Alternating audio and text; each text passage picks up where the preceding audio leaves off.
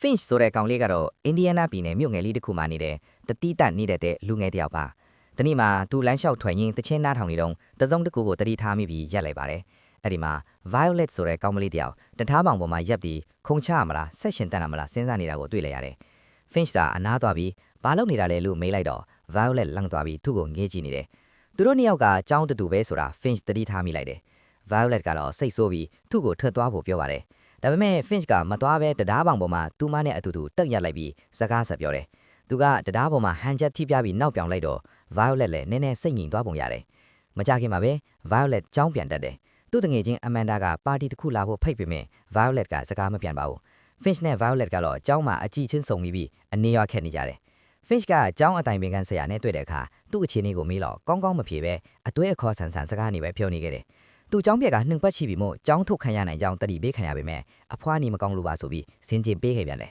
။ကြောင်းကန်ထဲမှာ Violet ကတယောက်တည်းထမင်းစားနေပြီး Finch ကတော့တခြားတစ်ဖက်ကနေလှမ်းကြည့်နေခဲ့တယ်။တငယ်ချင်းတွေက Violet ရဲ့အမဖြစ်သူကား accident နဲ့ဆုံးရှုံးသွားတဲ့အကြောင်းပြောနေကြတယ်။ Finch အိမ်ရောက်တော့သူ့အမကကြောင်းကဖုံးဆက်တဲ့အကြောင်းပြောပြပြီးစိတ်ပူနေတယ်။ Violet တော့အိမ်မှာတော့တေဆုံးသွားတဲ့အမဖြစ်သူရဲ့မွေးနေ့မို့မိသားစုထမင်းစားပွဲကတိတ်ဆိတ်နေတယ်။ Finch ကတော့သူ့အခန်းနိုင်ငံမှာ post-it စာရွက်လေးတွေကတ်ထားပြီး Violet အကြောင်း Google မှာရှာဖွေကြည့်လိုက်တယ်။အဲ့ဒီတော့မှ Violet ရဲ့အမဟာသူတို့တွေ့ရတဲ့တပားပေါ်မှာပဲကားတိုက်ပြီးဆုံးသွားတာကိုသိလိုက်ရတယ်။ Finch လည်းချက်ချင်းပဲအဲ့ဒီတပားစီပြေးသွားပြီးတေဆုံးသွားသူအတွက်လှုပ်ထားတဲ့အထင်းအမှတ်ကိုတွားကြည့်ခဲ့တယ်။ကျောင်းမှာတော့ဆရာမကအင်ဒီယားနားပြည်နယ်ရဲ့အထင်ကနေရာတွေအကြောင်းစာစီစာကုန်ရေးခိုင်းတယ်။မြို့ထဲကစိတ်ဝင်စားစရာနေရာတွေကိုတွားလေ့လာပြီးရေးရမှာပါ။ Violet ကအတန်းနောက်ကျပြီးဝင်လာတော့စာအုပ်တွေပြုတ်ကြကုန်နဲ့သူမှရှက်သွားတာကိုသိတဲ့ Finch ကသူ့ခုံကိုမောက်ချလိုက်ပြီးအာယုံလွှဲပေးလိုက်တယ်။ပြီးတော့ Finch က Violet နဲ့အတူတူတွဲလူခွင်တောင်းလိုက်တယ်။ Violet ကတော့အစပိုင်းမှာညှင်းချင်ပေမဲ့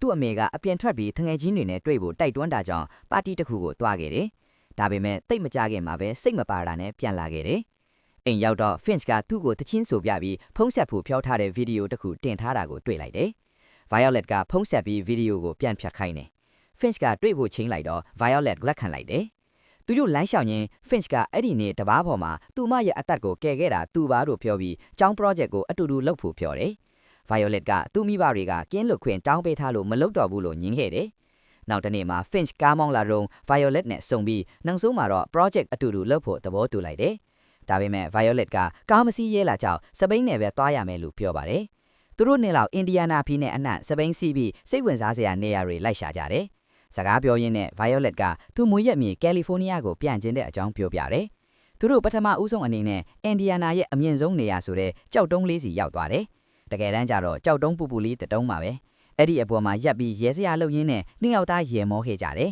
။ Violet ကတပားပေါ်ရောက်နေတဲ့နေ့ကသူ့အမမွေးနေ့ဖြစ်တဲ့အကြောင်းရင်းဖွင့်ပြတယ်။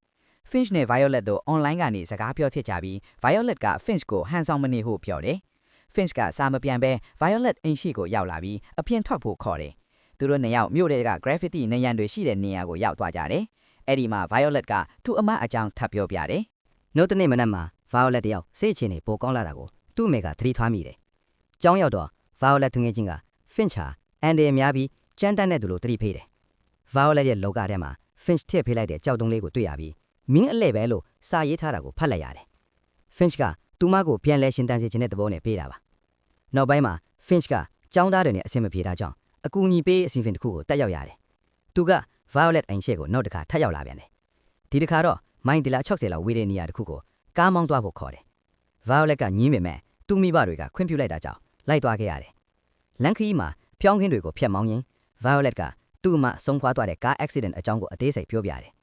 အသက်ရှင်ကျန်ရစ်ခဲ့တဲ့အဖြစ်ရှိတယ်လို့ခံစားနေစေပါ။ Finch ကသူ့မလက်ကိုကိုက်ပြီးနှစ်သိမ့်ပေးတယ်။သူတို့လမ်းမှာတွေ့တဲ့ roller coaster အသေးလေးကိုစီးပြီးပျော်ရွှင်နေကြတယ်။ကားပေါ်မှာတချင်းတွေဆိုစကားတွေပြောရင်း Finch ကရုတ်တရက်ကားကိုရက်လိုက်တယ်။ပြီးတော့သူတို့နှစ်ယောက်အနမ်းတွေဖားလေခဲ့ကြတယ်။တစ်ပင်ကြီးတစ်ပင်ပေါ်မှာရှူးဖိနက်တွေဖြစ်တင်ကြရင်ရီမန်းထားတဲ့နေရာကိုမရောက်ပဲလမ်းမှာတင်ပျော်ရွှင်စရာအချင်းတွေကုံဆုံးခဲ့ကြတယ်။ project တင်ဆက်ရမယ့်နေ့မှာတော့ Finch ကြောင်းမလာခဲ့ပါဘူး။တငယ်ချင်းတွေကလည်း Finch ကရက်ပိုင်းလောက်ပျောက်သွားတတ်တယ်လို့ပြောကြတယ်။နောက်တော့ Finch က Violet အိမ်ကိုရောက်လာပြီးပန်းစည်းပိတ်ကပြန်ချော့တယ်။ဘယ်ပျောက်သွားလဲဆိုတာတော့ရှင်းမပြပါဘူး။သူတို့ရေကန်တစ်ခုစီသွားကြပြီးရေကူးကြတယ်။ရေကန်ဘေးမှာထိုင်ရင် Finch ကသူ့မိသားစုအကြောင်းသူ့အဖေကထားသွားတဲ့အကြောင်းတွေပြောပြတယ်။ Violet က Finch ဘိုက်ပေါ်ကအမာရွက်ကိုမေးတော့ Finch ကရှောင်လွဲပြီးရေထဲခုန်ချသွားတယ်။ရေအောက်မှာအကြာကြီးနေပြီး Violet ကိုစိတ်ပူအောင်လုပ်ခဲ့တယ် ပြီးမှပြန်တက်လာပြီးရေမောနေတော့ Violet စိတ်ဆိုးပြီးပြန်လုတ်တယ် Finch ကနောက်ဆုံးမှာတော့သူ့ပိုက်ပေါ်ကအမာရွတ်ခါသူ့အခေရိုက်နှက်ထားတဲ့ဒဏ်ရာဆိုလားဝန်ခံလိုက်တယ် Violet လည်းသူ့ရဲ့နာကျင်မှုကိုနားလေသွားပြီးနှစ်သိမ့်ပေးတယ်အဲ့ဒီနောက်မိုးရွာထဲမှာရထားတွဲဟောင်းလေးတကူလည်းဝင်ခိုရင်းသူတို့နှစ်ယောက်ပထမဦးဆောင်အချိန်အကျိုးအိတ်ဆက်ခဲ့ကြတယ်မနက်မိုးလင်းတော့အိမ်ပြန်နောက်ခဲ့တော့ Violet မိဘတွေက Finch ကိုစူပူပြီးမောင်းထုတ်လိုက်တယ် Finch တယောက်စိတ်ဓာတ်အញ្ញမ်းကြပြီးအခန်းထဲမှာနေရန်ပေါ်မှာကတ်ထားတဲ့စာရွက်တွေကိုခွာပစ်အခန်းကိုစိတ်အပြားရောင်တွေတုပ်ပြီးဘီဒိုထဲမှာဝင်အိတ်နေတတ်တယ်။ကျောင်းမှာတော့ Finch နဲ့ပြဿနာဖြစ်ဖူးတဲ့ကျောင်းသားတယောက်ကသူ့ကိုလူထူးချမ်းလို့ခေါ်လိုက်တာကြောင့် Finch ဒေါသထွက်ပြီးရန်ဖြစ်ကြတယ်။အဲ့ဒီနောက် Finch ထပ်ပြောက်သွားပြန်တယ် Violet က Finch အိမ်ကိုလိုက်တော့ပြီးသူ့အမနဲ့တွေ့တယ် Finch ကတော့အရင်ကတက်ရောက်ခဲ့တဲ့ဆွေးနွေးပွဲကိုရောက်နေပြီးသူ့အကြောင်းနည်းနည်းပြောပြတယ်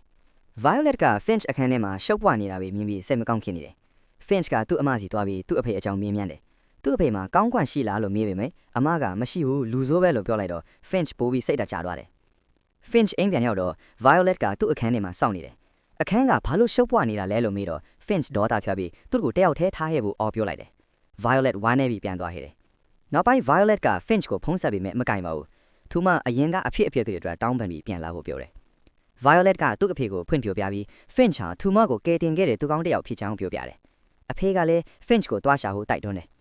Violet ကားမောင်းပြီးလိုက်ရှာတော့သူတို့တွားခဲ့ဘူးတဲ့ရေကန်ဘေးမှာ Finch ရဲ့ကားကိုတွေ့လိုက်ရတယ်ရေကန်ဘေး6တုံးပေါ်မှာ Finch ရဲ့အဝတ်စားတွေကိုတွေ့လိုက်ရပြီးသူမအော်ဟစ်ငိုကြွေးပါတော့တယ်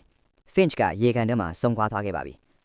Finch ရဲ့ဇာပနာပွဲအပြီးမှာ Violet က Finch ရဲ့ diary နဲ့မြေပုံကိုကြည့်ပြီးသူတို့မရောက်ဖြစ်ခဲ့တဲ့အနီရောင်ဝိုင်းထားတဲ့နေရာလေးတစ်ခုကိုတွားကြည့်လိုက်တယ်အဲ့ဒီနေရာကတော့ကား accident ကြောင့်တေဆုံးသွားသူတွေအတွက်ရည်စူးဆောက်လုပ်ထားတဲ့ဖျားเจ้าအဖြူလေးဖြစ်နေတယ်အဲ့ဒီမှတ်တမ်းစာအုပ်မှာ Finch လာသွားပြီးလက်မှတ်ထိုးထားတာကိုတွေ့လိုက်ရတယ်နောက်ဆုံးမှာတော့ Violet ကကျောင်းမှာ project ကိုတယောက်တည်းတင်ဆက်ခဲ့တယ် Finch စီကနေတင်ယူခဲ့ရတဲ့အကြောင်းအစိုးရဆုံးနေရာတွေမှာတောင်အလှတရားတွေရှိနေနိုင်ကြောင်းနဲ့အမောင်မိုက်ဆုံးအချိန်တွေမှာတောင်ကိုယ်တိုင်ကအလင်းရောင်တစ်ခုဖြစ်လာနိုင်ကြောင်းပြောပြခဲ့တယ်ဇလန်အဆုံးမှာတော့ Violet ဟာရေကန်ထဲမှာတယောက်တည်းရေကူးနေရင်စိတ်ငြင်းချမ်းမှုရရှိသွားပါတော့တယ်နောက်ထပ်ဒီလိုစိတ်ဝင်စားစရာဗီဒီယိုလေးတွေကြည့်ချင်တယ် subscribe နဲ့ notification လေးဖွင့်ထားဖို့မမေ့ပါနဲ့ခင်ဗျာကြည့်ရှုပေးတာကျေးဇူးတင်ပါတယ်